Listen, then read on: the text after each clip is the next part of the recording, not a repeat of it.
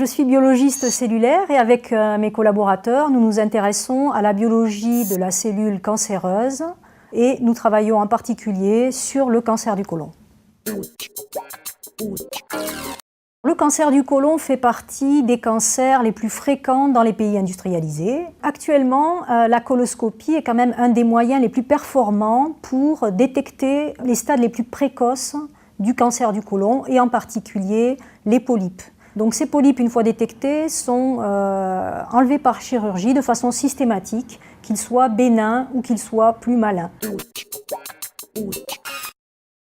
Ces polypes, considérés comme bénins, ne sont peut-être pas finalement si bénins que ça, parce que l'on a observé dans ces polypes des taux importants d'une molécule particulière, la progastrine. Donc c'est une molécule sur laquelle nous avions déjà travaillé auparavant et nous avions démontré que cette molécule pouvait avoir un rôle très important dans le développement du cancer du côlon.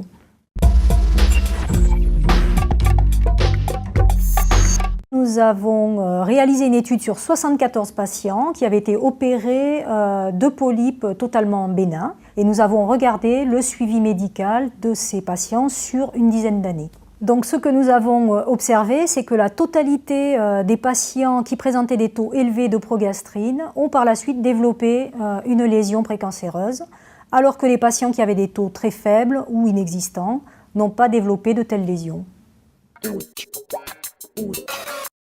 Donc au final, la progastrine est un bon indice pour déterminer quels sont les patients à risque.